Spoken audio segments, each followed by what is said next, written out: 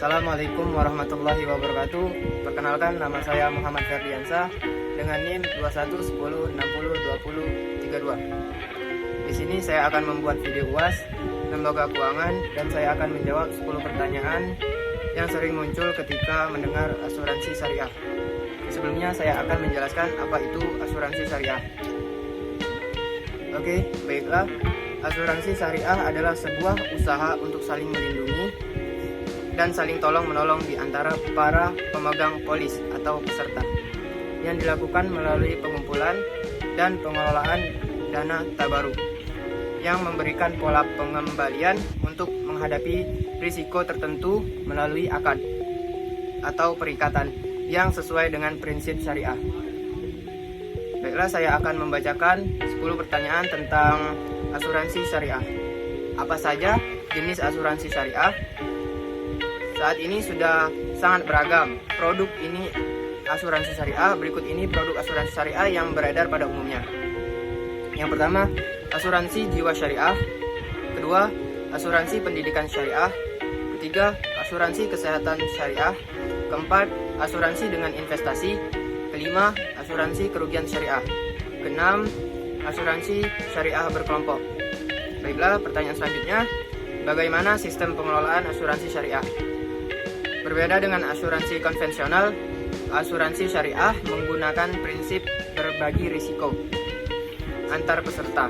Dengan kata lain, antar kamu dan peserta asuransi syariah lainnya memiliki keterikatan dalam hal tolong-menolong atau tawa'un menanggung beban risiko. Pertanyaan selanjutnya, apakah manfaat asuransi syariah?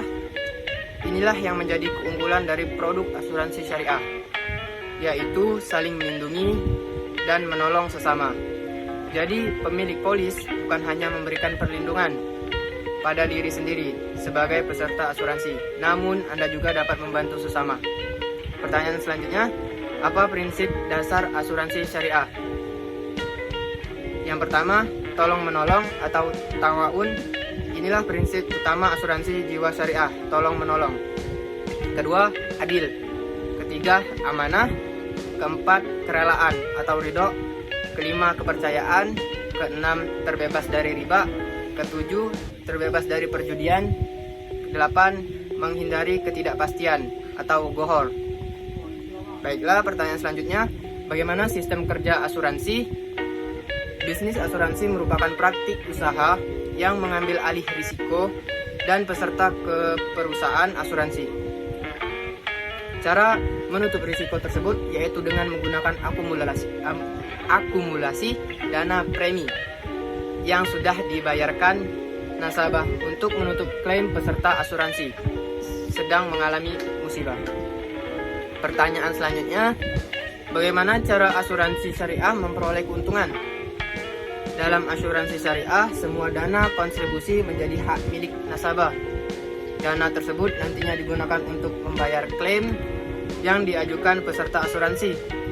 Ketika nilai kontribusi lebih besar dari nilai klaim, maka akan didapat surplus keuntungan.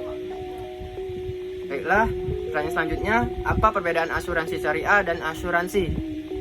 Seperti yang sudah disinggung di awal, salah satu perbedaan antara asuransi umum dan asuransi syariah adalah prinsip dasar yang digunakan dalam menjalankan usaha tersebut. Pada asuransi syariah menggunakan prinsip syariah dengan konsep sharing sick, sedangkan asuransi umum menggunakan konsep transfer fees. Pertanyaan selanjutnya, bagaimana cara asuransi syariah menghindari gohor? Untuk menghindari goror, harus ada pengungkapan penuh dari setiap kontrak takaful. Pengungkapan penuh berlaku pada kedua belah pihak, yaitu diskusi mengenai materi pokok dan persyaratan kontrak. Kontrak takaful kemudian perlu dibuat dengan cara yang tidak ada pertukaran goror dari satu pihak ke pihak yang lain. Pertanyaan selanjutnya, bagaimana sistem investasi dalam asuransi syariah?